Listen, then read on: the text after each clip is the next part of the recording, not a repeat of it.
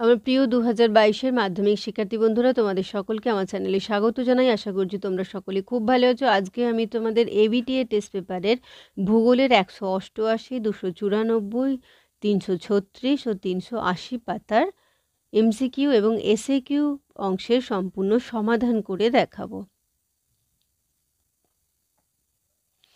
১.১ বহির্জাত শক্তির মূল উৎস হলো এটা কয়েকটা সূর্য। ১.২ প্রশস্ত নদীর মোহনাকে বলা হয় কয়েকটা খাঁড়ি। ১.৩ পলল শঙ্কু ও পলল ব্যজনী গঠিত হয়, এটা কয়েকটা পর্বতের পাদদেশ।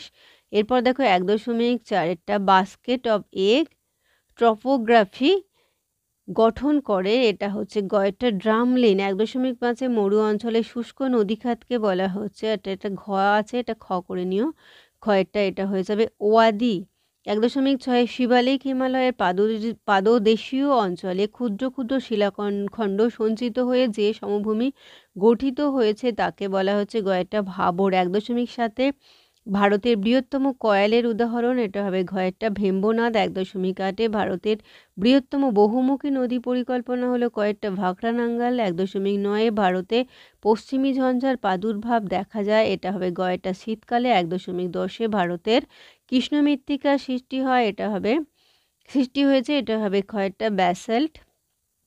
১.১১ একটি ম্যানগ্রোভ বা লবণাম্য বৃক্ষের উদাহরণ হলো ঘয়েরটা গড়ান।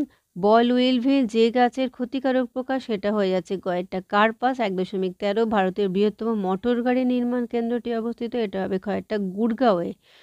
এরপর ১.১৪ দেখো উত্তর পূর্ব ভারতের প্রবেশদ্বার বলা হয়, এটা হয়ে যাবে কয়েকটা শিলিগুড়ি। এরপর দেখো নিচের বাক্যগুলি শুদ্ধ হলে পাশে সু, অশুদ্ধ হলে পাশে অ লেখো।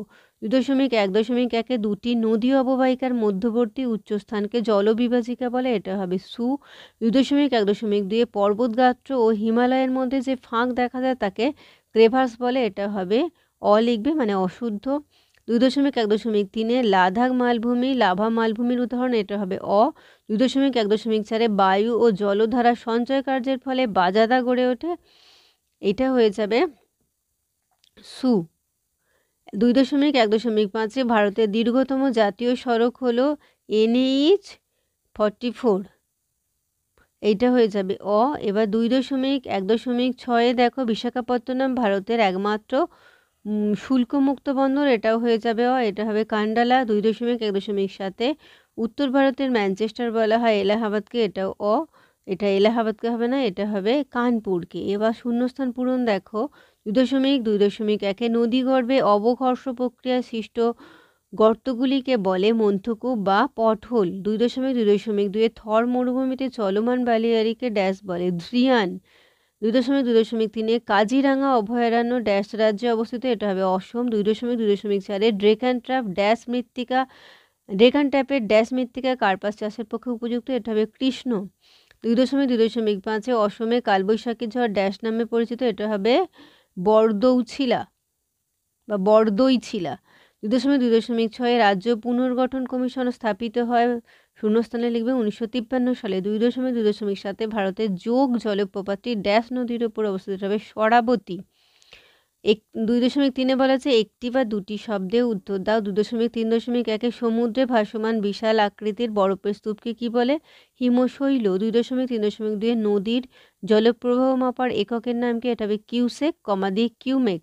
২.৩.৩ ভারতের কোন রাজ্য বৃষ্টির জল সংরক্ষণে সর্বাধিক অগ্রণী? এটা হবে তামিলনাড়ু। ২.৩.৪ ভারতের মরু অঞ্চলের কোন ধরনের স্বাভাবিক উদ্ভিদ দেখা যায়? এটা হবে জেরোফাইট। ২.৩.৫ ভারতের ইক্ষু গবেষণাগার কোথায় অবস্থিত? এটা হবে লখনৌতে। ২.৩.৬ কেরালার উপকূলের উপহ্রদগুলিকে স্থানীয় ভাষায় কি বলে? এটা হবে কয়াল। 2.3.7 সেল এর সদর দপ্তর কোথায় অবস্থিত? এটা হবে কলকাতায়। 2.3.8 ভারতের কোন রাজ্যে জনঘনত্ব সবচেয়ে বেশি? এটা হবে বিহার।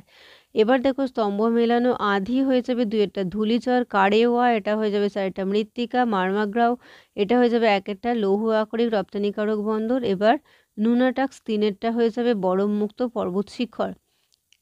এরপর আমি চলে আসছি 294 পাতাতে। দেখো 1.1 শুষ্ক অঞ্চলের গিরিখাতকে বলে কয়ের ক্যানিয়ন। 1.2 পাখির পায়ের মতো বদ্বীপ গঠিত হয়েছে। আচ্ছা, এখানে যে অপশনগুলো দেওয়া আছে এই অপশনগুলোর কোনোটাই হচ্ছে না, এটা হয়ে যাবে মিসিসিপি মিসৌরি, আর একটা হচ্ছে কৃষ্ণা নদীর মোহনায়। এই দুটোই মোহনাতে পাখির পায়ের মতো বদ্বীপ দেখা যায়। 1.3 দেখো অস্বাক্ষরাকৃতি হ্রদ দেখা যায়, এটা হবে গয়েরটা নিম্ন প্রবাহে। 1.4 সমভূমিতে নদী উপত্যকার সৃষ্টি হয়, এটা হয়ে যাবে ঘয়েরটা স্বাভাবিক বাঁধ। 1.5 ডিম ভর্তি ঝুড়ির মতো দেখতে কোন ভূমিরূপটি, এটা হবে গয়েরটা ড্রামলিন। 1.16 ভারতের কোন অঙ্গরাজ্যটি ভেঙে 2টি কেন্দ্রশাসিত অঞ্চল হয়েছে, এইটা হয়ে যাবে তোমার ঘয়েরটা জম্মু কাশ্মীর। 1.7 শিবালিক পর্বতের পাদদেশে ছোট ছোট শিলাখণ্ড সঞ্চিত হয়ে যে সমভূমি তৈরি হয় তাকে বলা হয় গয়েরটা ভাবর। 1.8 ভারতের একটি লবণাক্ত হ্রদের উদাহরণ, এটা হবে কয়েকটা প্র্যাংগং হ্রদ। এরপর 1.9 দেখো গম হলো একটি কয়েকটা রবি শস্য। 1.10 ভারতের বৃহত্তম বহুমুখী নদী পরিকল্পনা হলো, এটা হবে কয়েকটা ভাকরা নাঙ্গাল। এরপর দেখো 1.11 লৌহ ইস্পাত শিল্পের কাঁচামাল হলো, এটা হবে দেখো আকরিক লোহা, ম্যাঙ্গানিজ, কয়লা, এই সবগুলোই হবে, তাই উত্তর হয়ে যাবে ঘয়েরটা সবগুলিই প্রযোজ্য। 1.12 ল্যাটেরাইট মৃত্তিকা দেখা যায়, এটা হবে ক্ষয়েরটা পশ্চিমঘাট পর্বতের পশ্চিম ঢাল। 1.13 দেখো ভারতের হেক্টর প্রতি ধান উৎপাদনের প্রথম স্থানাধিকারী রাজ্য, এটা হবে ক্ষয়েরটা পাঞ্জাব। 1.14 উত্তরে শ্রীনগর থেকে দক্ষিণে কন্যাকুমারী পর্যন্ত যে দীর্ঘ সড়কপথ নির্মিত হয়েছে তাকে বলা হচ্ছে ক্ষয়েরটা উত্তর দক্ষিণ করিডর। এরপর দেখো বিভাগ ক্ষয়ে বলা হয়েছে যে সঠিক বাক্যের পাশে সু, ভুল বাক্যের পাশে অ লেখো। 1.1 দেখো গঙ্গা নদীর বদ্বীপ ধনুকাকৃতি বদ্বীপ, এটা হবে সু। 2.1.2 মরু অঞ্চলে চলমান বালিয়াড়িকে ধৃয়ান বলে, এটা হবে সু। 2.1.3 কৃষ্ণ মৃত্তিকা ধান চাষের পক্ষে আদর্শ, এটা হবে অ, কেননা এটা কার্পাস চাষের পক্ষে। 2.1.4 ঝাড়খণ্ড ভারতের নবীনতম রাজ্য, এটা হয়ে যাবে অ, এখানে হবে তেলেঙ্গানা ভারতের নবীনতম রাজ্য। 2.1.5 পেট্রো রসায়ন শিল্পকে আধুনিক শিল্পের দানব বলে, এটা হবে সু। 2.1.6 বিহার ও ছত্তিশগড় রাজ্যে চিরহরিত অরণ্য দেখা যায়, এটা হবে অ, এখানে চিরহরিত নয়, এটা পর্ণমোচী অরণ্য দেখা যায়। 2.1.7 ভারতের সর্বোচ্চ মালভূমি হলো লাদাখ, এটা হবে সু। 2.2 দেখো উপযুক্ত শব্দ বসিয়ে শূন্যস্থান পূরণ করতে বলা হয়েছে। 2.2.1 ড্যাশ নদীর নাম অনুসারে নদীতে সৃষ্ট বাঁক মিয়েন্ডার নামে পরিচিত, এটা হবে মিয়েন্ডারেস। 2.2.2 পৃথিবীর দীর্ঘতম হিমবাহ হলো, এটা হচ্ছে হুবার্ড। 2.2.3 ভারতের দক্ষিণতম বিন্দুটির নাম, এটা হবে ইন্দিরা পয়েন্ট। 2.2.4 ড্যাশ ভারতের সর্বাধিক জনবহুল শহর, এটা হবে মুম্বাই। 2.2.5 বৃষ্টির জলের উপর নির্ভর করে চাষ করা হয় ড্যাশ শস্য, এটা হবে খারিফ। 2.2.6 ভারতের পূর্ব রেলপথের সদর দপ্তর ড্যাশ শহরে অবস্থিত, এটা হবে কলকাতা। 2.2.7 ভারতের সাক্ষরতার হার, এটা হবে 2011 আদমশুমারি অনুযায়ী 74.04%। 2.3 দেখো একটি বা দুটি শব্দে উত্তর দাও। 2.3.1 হিমশৈল কাকে বলে, চলো আমরা এই ওপরে লেখা আছে একটু দেখে নিই। লিখবে যে সমুদ্রের মধ্যে ভাসতে থাকা বড় বড় বরফের চাই, এগুলোকেই বলা হয় হিমশৈল। এরপর 2.3.2 দুটি নদী অববাহিকাকে পৃথক করে যে উচ্চভূমি তাকে কি বলে, এটা হবে জলবিভাজিকা। 2.3.3 ভারতের একটি জায়িদ ফসলের নাম, এটা হবে আউশ ধান। 2.3.4 দক্ষিণ ভারতের দীর্ঘতম নদীর নাম কি, এটা হবে গোদাবরী। 2.3.5 বলা আছে ভারতের কোন অরণ্যে সিংহ পাওয়া যায়, এটা হবে গির। 2.3.6 ভারতের কোন রাজ্য হিমালয় থেকে বঙ্গোপসাগর পর্যন্ত বিস্তৃত, এটা হবে পশ্চিমবঙ্গ। 2.3.7 বেট কি, এখানে আছে দেখো একটু দেখে নিই যে উচ্চ গঙ্গা সমভূমির নবীন পলি গঠিত কিছুটা নিচু সমতল ভূমিকে পাঞ্জাবে বেট বলে। এবার দেখো স্তম্ভ মেলানো নুনাটাক্স, এটা হবে 3-এরটা। হিমবাহ ঝুম চাষ, এটা হবে 4-এরটা। মৃত্তিকা ক্ষয় মোটর গাড়ি নির্মাণ কেন্দ্র, এটা হবে 1-এরটা গুড়গাঁও। কারেওয়া, এটা হয়ে যাবে 2-এরটা জম্মু ও কাশ্মীর। এরপর চলে যাব আমরা 336 পাতাতে। দেখো 1.1 অতি গভীর আয়াকৃতির উপত্যকাকে বলে ক্ষয়টা ক্যানিয়ন। 1.2 শিলা যান্ত্রিক পদ্ধতিতে চূর্ণ ও বিচূর্ণ হওয়ার প্রক্রিয়া, এটা হয়ে যাবে ঘয়টা আবহবিকার। 1.3 হিমবাহের পৃষ্ঠদেশের ফাটলগুলিকে বলা হয়, এটা হবে গ এটা ক্রেভার্স। 1.4 সমপ্রায় ভূমিতে অবস্থিত গোলাকার অনুচ্চ টিলাকে বলে খ এটা মোনার্ডন। 1.5 কোনটি মরুকরণে সাহায্য করে না, এটা হয়ে যাবে ঘ এটা কাঁটা ঝোপ জাতীয় বৃক্ষরোপণ। 1.6 জাইদ শস্য কোন মাসে সংগ্রহ করা হয়, এটা হবে ঘ এটা জুন। 1.7 কার্পাস যে নামে পরিচিত হলো তা হলো কয়েকটা স্বর্ণতন্তু।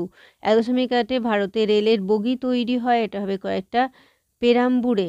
1.9 ভারতের ডেট্রয়েট বলা হয়, এটা হবে কয়েকটা চেন্নাইকে। 1.10 ভারতে প্রথম জনগণনা করা হয় কয়েকটা 1871 সালে।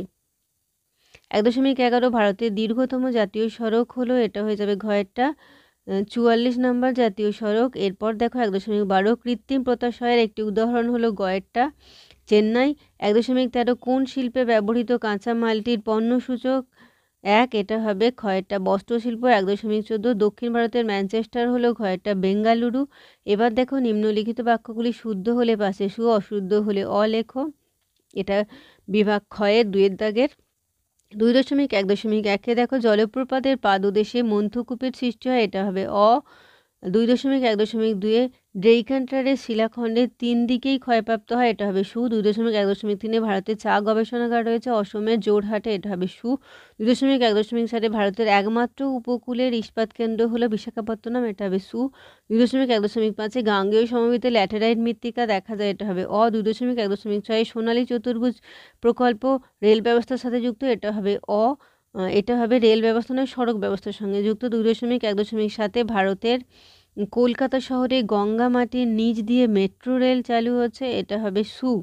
এবার দেখো শূন্যস্থান পূরণ বলা হয়েছে 2.2 2.2.1 বরফহীন পর্বত শিখরকে ড্যাশ বলে, এটা হবে নুনাটক।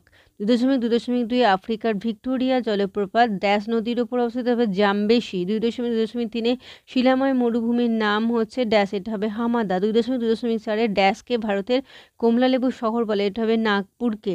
2.2.5 ড্যাশ শহরকে ভারতের বিজ্ঞান নগরী বলা হয়, এটা হবে ব্যাঙ্গালোর শহরকে। 2.2.6 আদমশুমারি কথার অর্থ, এটা শূন্যস্থানে লিখবে জনগণনা। 2.2.7 ভারতের জাতীয় সড়কপথ রক্ষণাবেক্ষণের দায়িত্ব নেয়, এটা হবে NHAI। এবার বলা হয়েছে 2-1 কথায় উত্তর দাও। 2.3.1 দুটি শিব বালিয়াড়ির মধ্যবর্তী অংশকে কি বলে, এটা হবে করিডর। 2.3.2 পৃথিবীর উচ্চতম জলপ্রপাত কোনটি, এটা হবে সাল্টো অ্যাঞ্জেল। এবার 2.3.3 বহির্ধৌত সমভূমি নদী দ্বারা বিচ্ছিন্ন হলে তাকে কি বলে, এটা হবে ভ্যালিটেন। এরপর 2.3.4 ভারতের একমাত্র প্রবাল দ্বীপ কোনটি, এটা হবে লাক্ষাদ্বীপ। 2.3.5 ভারতের কোন ধরনের কফির চাষ বেশি হয়, এটা হবে রোবাস্টা। 2.3.6 শিল্প স্থানিকতার তত্ত্বের মূল প্রবক্তা হলেন কে, এটা হবে অগাস্টলাস। 2.3.7 ভারতের বার্ষিক জনসংখ্যা বৃদ্ধির হার কত, এটা লিখবে 1.76%। এবার স্তম্ভ মেলানো পূর্ব রেলপথ, এটা হবে 3 কলকাতা। উত্তর দক্ষিণ করিডোর, এটা হবে 4 শ্রীনগর কন্যাকুমারী। এবার পেট্রোরসায়ন শিল্পকেন্দ্র 1 জামনগর। পুষা 2 গম গবেষণাগার। এরপর চলে আসবো 380 পাতাতে। দেখো 1.1 বহির্জাত প্রক্রিয়ার মূল উৎস হলো, এটা হবে সূর্য।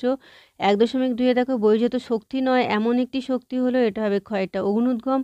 1.3 দেখো নদীর নিক পয়েন্টের মধ্যে সৃষ্টি হয়েছে, এটা হবে গ এটা জলপ্রপাত। 1.4 অসীমতানে তৈরি হয়েছে, গ এটা হবে হিমবাহের। 1.5 মরু অঞ্চলে শুষ্ক নদীখাতকে বলে, খ এটা ওয়াদি। 1.6 ভারতে রাজ্য পুনর্গঠনের মূল ভিত্তি হলো কয়েকটা ভাষা। 1.7 কয়াল দেখা যায়, এটা হবে গ এটা কেরল।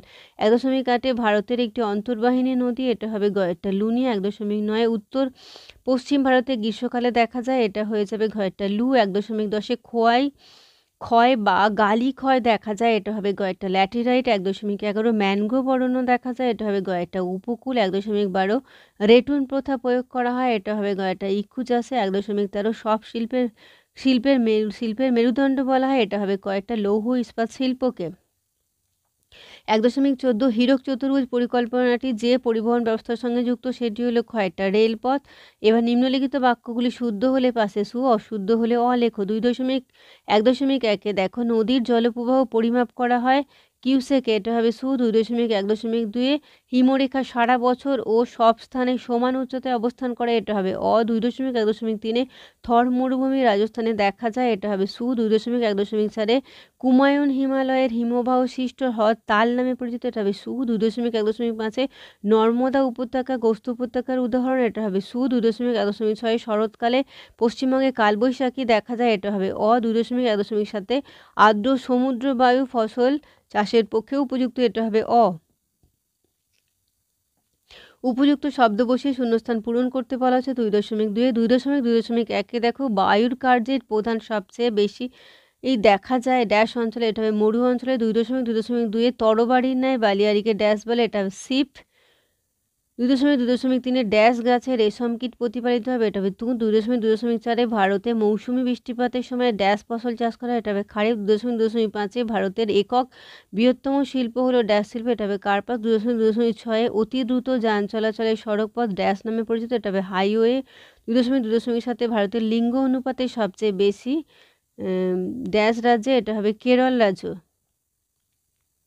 2.3 দেখো একটি বা দুটি শব্দে উত্তর দিতে বলা হচ্ছে। 2.3.1 শুষ্ক অঞ্চলের গঠিত গিরিখাতকে কি বলা হয়, এটা হবে ক্যানিয়ন। 2.3.2 যোগ জলপ্রপাত কোন নদীতে আছে, এটা হবে সরাবতী। 2.3.3 মরুস্থলী শব্দের অর্থ কি, এটা হবে মৃতের স্তূপ। 2.3.4 ভারতের ক্ষুদ্রতম অঙ্গরাজ্যের নাম, এটা হবে গোয়া। 2.3.5 বৃষ্টির জল সংরক্ষণে ভারতের কোন রাজ্যের প্রথম, এটা হবে তামিলনাড়ু। 2.3.6 ভারতের উচ্চতম মালভূমির নাম কি, এটা হবে লাদাখ। 2.3.7 প্রধান কোন বায়ুপ্রবাহ ভারতের জলবায়ুকে নিয়ন্ত্রণ করে, এটা হবে মৌসুমি। 2.3.8 2011 খ্রিস্টাব্দে সেন্সাস অনুযায়ী ভারতের জনঘনত্ব কত, এটা লিখবে যে 382 জন প্রতি বর্গ কিমিতে। এবার স্তম্ভ মেলানো দেখো করমুক্ত বন্দর হয়ে যাবে 3 কান্দালা। বৈদ্যুতিক ডাক ব্যবস্থা, এটা হবে 4 ইমেল। আমেদাবাদ এটা হয়ে যাবে 2 ভারতের ম্যানচেস্টার। ভারতের রুড় এটা হয়ে যাবে 1 দুর্গাপুর। তাহলে আমার প্রিয় 2022-এর মাধ্যমিক শিক্ষার্থী বন্ধুরা, তোমাদের ভূগোলের 188, 294, 236 ও 380 পাতার এমসিকিউ এবং এসএকিউ এর সম্পূর্ণ সমাধান করে দেখালাম। আশা করি বুঝতে পেরেছো। ভিডিওটি এতক্ষণ ধৈর্য ধরে দেখার জন্য তোমাদের সকলকে অসংখ্য ধন্যবাদ জানাই। ভালো লাগলে লাইক করো, কমেন্ট করো, বন্ধুদের মধ্যে শেয়ার করো। আর আগামী দিনে নতুন নতুন ক্লাসগুলো পাওয়ার জন্য অবশ্যই চ্যানেলটিকে সাবস্ক্রাইব করে নিও। আর সকলে খুব ভালো থেকো।